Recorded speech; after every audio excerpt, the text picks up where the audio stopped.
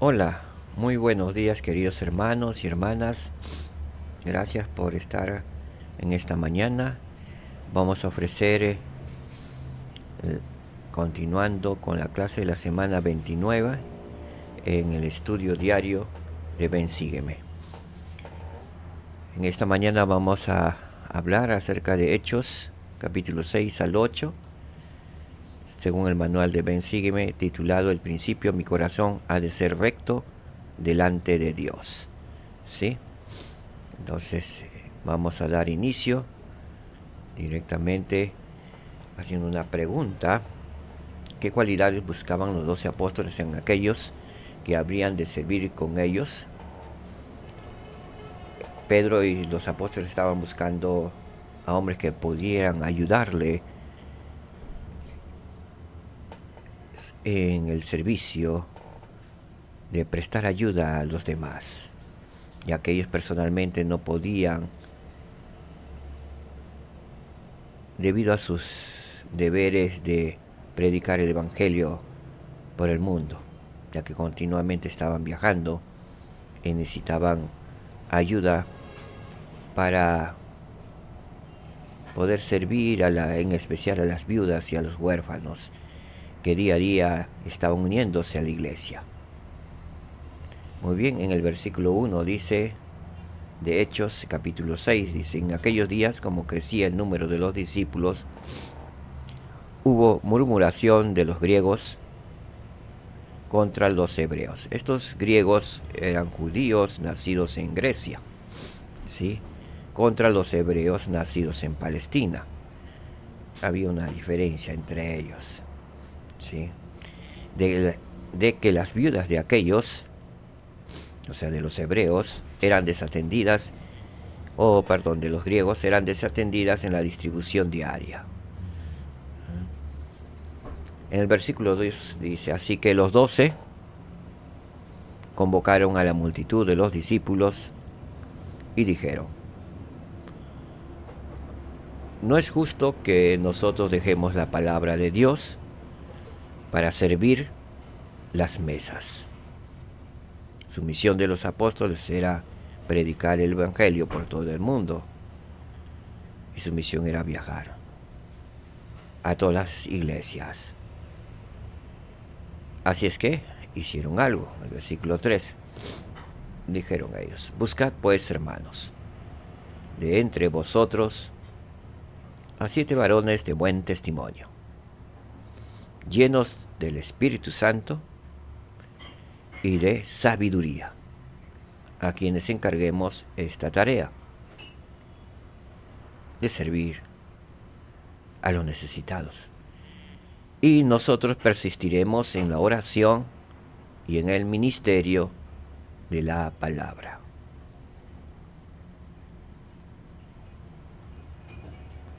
Y en el versículo 5, estas palabras agradó la propuesta a toda la multitud. Y eligieron a Esteban, varón lleno de fe y del Espíritu Santo, y a Felipe también. Estos dos discípulos resaltan en Hechos de los Apóstoles. Esteban el primer mártir, Felipe un gran predicador que ayuda mucho en la obra. Continúa la lectura en el versículo 5, dice, y a Prócoro, y a Nicanor, y a Timón, y a Parmenas, y a Nicolás, prosélito de Antioquía. Entonces, estos 7 varones llenos de fe y del Espíritu Santo ayudarían en la obra de servir a los demás. ¿Verdad que hemos aprendido aquí, hasta aquí? Se llama miembros dignos de la iglesia a ayudar a atender las necesidades de los demás. De la forma que la iglesia llama a hombres y mujeres dignos para atender las necesidades de los demás, podemos ver en diferentes organizaciones de la iglesia, como la presidencia de las mujeres jóvenes, el Quórum de Élderes, actualmente organización de la primaria, ¿sí? También en la administración, también sean con misioneros de servicio, como también los misioneros de regla que trabajan a tiempo completo predicando el Evangelio. Es la forma como se ayuda a los necesitados, ¿sí?, en este tiempo. Ahora, vamos a pasar a ver en Hechos 8, los versículos del 9 al 11. ¿Quién era Simón? Se habla de un tal Simón. No es Simón Pedro, sino es Simón. Veamos quién era Simón. Y había un hombre llamado Simón, que antes había ejercido la hechicería en aquella ciudad y que había engañado a la gente de Samaria, diciéndose ser algún grande. A este oían todos atentamente, desde el más pequeño hasta el más grande, diciendo: este es el gran poder de Dios. ¿Qué influencia tenía Simón en el pueblo? La influencia era que creían que él era y tenía el gran poder de Dios. Había engañado desde el más pequeño hasta el más grande con sus hechicerías. Y le estaban atentos, dice todo el pueblo. Esa fue la influencia también. Porque con sus hechizos nos había engañado desde hacía mucho tiempo. Hechizos, hechicería, es el uso de poder que se obtiene al ayudar o controlar a los espíritus malignos. Se llama hechicería. En otras palabras, en este tiempo es un hechicero, es un brujo, ¿sí? Un brujo que se dedicaba a estas cosas, podríamos decir, maléficas, en combinación con los espíritus malignos. Trabajaba. Y por supuesto podría haber hecho en aquellos tiempos unas grandes señales, que las personas, sobre todo de Samaria, habían quedado admirados por eso. Y decían: este es el hombre de gran poder de Dios. Pensaban que el gran poder que tenía provenía de Dios. Y sabemos que provenía de Satanás para engañar, ¿sí?, a los hombres. Así que esas partes de las personas, en otras palabras, estaban hechizados. De ahí viene la palabra hechizo. ¿De qué manera reaccionó Simón a la predicación de Felipe? Veamos en los versículos 12 y 13. Pero cuando creyeron a Felipe, que anunciaba el evangelio del reino de Dios y el nombre de Jesucristo, se bautizaban hombres y mujeres. Y aún Simón mismo creyó en las palabras de Felipe. Y después de bautizarse, seguía a Felipe, se volvió un seguidor de Felipe, ¿sí? Y al ver los milagros y las grandes maravillas que se hacían, estaba atónito, admirado. Y cuando los apóstoles que estaban en Jerusalén oyeron que Samaria había recibido la palabra de Dios, les enviaron a Pedro y a Juan, quienes, habiendo venido, oraron por ellos para que recibiesen el Espíritu Santo, porque aún no había descendido sobre ninguno de ellos, sino que solamente habían sido bautizados en el nombre de Jesucristo. Todos aquellos de Samaria habían sido bautizados, pero solamente en el nombre de Jesucristo, y no habían recibido el don del Espíritu Santo por imposición de manos. Así que Pedro y Juan fueron a Samaria. El versículo 17. Entonces les impusieron las manos y recibieron el Espíritu Santo. Veamos lo que pasó ahora. Pero antes vamos a ver la doctrina que aprendemos hasta aquí, que el don del Espíritu Santo se otorga después del bautismo, mediante la imposición de manos por poseedores autorizados del sacerdocio. Sí. Y los poseedores autorizados del sacerdocio está únicamente en la Iglesia de Jesucristo de los Santos de los Últimos Días, con la debida autoridad. Y esto proviene de Dios directamente. Recordemos que José Smith recibió el sacerdocio de Melquisedec de las mismas manos de Pedro, Santiago y Juan, que vinieron a la tierra como seres resucitados y pusieron sus manos sobre su cabeza y le dieron, ¿sí?, le ministraron y le dieron la autoridad y el poder del sacerdocio de Melquisedec. Sí, él fue el primer elder de la Iglesia de Jesucristo, el primer sumo sacerdote en esta dispensación. Luego le siguió Oliverio Caudiri, que fue su testigo, sí, porque vio a Pedro, Santiago y Juan, también Oliverio Caudiri. Recordemos que la Iglesia siempre se trata en testigos. ¿Sí? Muy bien. Y esta es la forma que en la figura que ven es la que pueden recibir los varones el sacerdocio. ¿Sí? ¿Por quiénes? Por hombres autorizados del sacerdocio, poseedores del sacerdocio. ¿Qué oferta le hizo Simón al ver estas cosas a Pedro? Y cuando vio Simón que por la imposición de las manos de los apóstoles se daba el Espíritu Santo, les ofreció dinero. Él pensaba que con dinero se podía comprar esto, porque estaba acostumbrado a hacer sus hechicerías antiguamente por medio de dinero, y todavía seguía algunas tradiciones que él tenía, aún lo estaba llevando a la iglesia, o al menos su pensamiento en su corazón. Está en un proceso de cambio. Veamos lo que continúa en el versículo 19, diciendo, le ofrecía dinero y diciendo, dadme también a mí este poder, para que cualquiera a quien yo imponga las manos reciba el Espíritu Santo. Veamos la respuesta de Pedro. ¿Qué le enseñó Pedro a Simón en cuanto al sacerdocio? Veamos también lo que podemos aprender de Pedro. Entonces Pedro le dijo, tu dinero perezca contigo, porque has pensado que el don de Dios se obtiene con dinero. Acá vamos a hacer un pequeño preámbulo, un corte.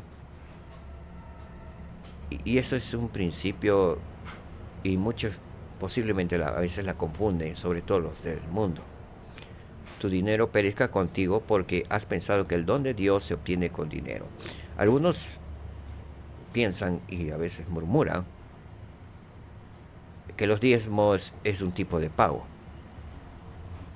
No confundamos.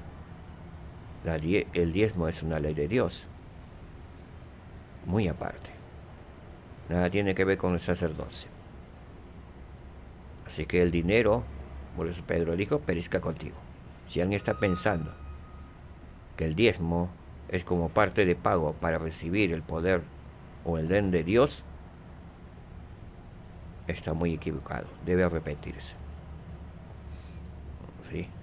Entonces, continuamos con la lectura de Pedro, que le dijo, tu dinero perezca contigo, Simón, porque has pensado que el don de Dios se obtiene con dinero.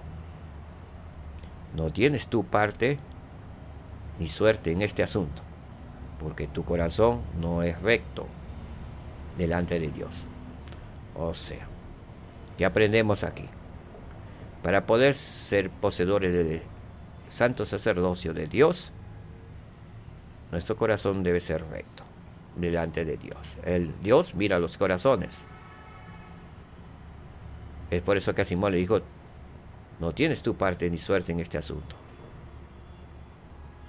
No lo sabemos si después él recibió el sacerdocio, no lo sabemos. Pero hasta aquí las escrituras son claras. Dice, no tienes tu parte ni suerte en este asunto, porque tu corazón no es recto delante de Dios. Veamos lo que continúa. Pero antes, una verdad que aprendemos aquí también. El sacerdocio se otorga de acuerdo con la voluntad y las normas de dignidad de Dios. Dios ha dado normas de dignidad para hombres y mujeres. Entonces el sacerdocio se otorga de acuerdo con la voluntad de Dios y las normas de dignidad que provienen de Dios, no del hombre, sino de Dios. ¿Qué le enseñó Pedro a Simón en cuanto al sacerdocio? Veamos, continuamos con ello. El versículo 22 le dice: arrepiéntete, pues de esta tu maldad, y ruega a Dios, y quizá te sea perdonado el pensamiento de tu corazón. No le dijo directamente, el perdón de pecados depende de Dios, no de uno. Uno hace su trabajo. Es por eso que dijo Simón, comprendía muy bien la ley del arrepentimiento. Arrepiéntete, pues de esta tu maldad, y ruega a Dios, suplica a Dios, y quizá, le dijo, te sea perdonado el pensamiento de tu corazón. Eso queda en las manos de Dios. También queda en las manos del mismo, la misma persona que lo haga el arrepentimiento con toda sinceridad. Pero Dios conoce los corazones. Así que el arrepentimiento es algo también privado, algo que se hace directamente con Dios. ¿Sí? Veamos lo que dijo Simón luego. Porque en hiel de amargura y en cadenas de iniquidad veo que estás.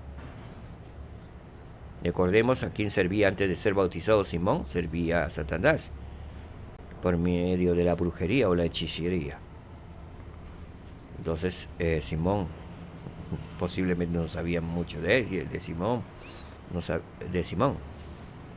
pero él veía eso. Él estaba viendo eso. Porque en hiel de amargura y en cadenas de iniquidad veo que estás todavía. Tenía que despojarse de algunas cosas mundanas, ¿sí? Como parte de su hechicería. Posiblemente todavía estaba en su corazón esas cosas. Y posiblemente había una lucha entre él, entre el Evangelio y las cosas que había aprendido. Así es que Pedro le dijo estas cosas y veía estas cosas en Simón. Veamos cómo responde en el versículo 24 Simón. Respondiendo entonces Simón dijo: rogad vosotros por mí al Señor, para que ninguna cosa de estas que habéis dicho venga sobre mí. Él pidió eso. Posiblemente le asustó las cosas que llevaba en su corazón, porque él entendió las palabras de Pedro. Por eso dijo: rogad vosotros por mí al Señor, para que ninguna cosa de estas que habéis dicho venga sobre mí. ¿Sí? Y posiblemente Pedro le dijeron: tú tienes que hacer tu parte.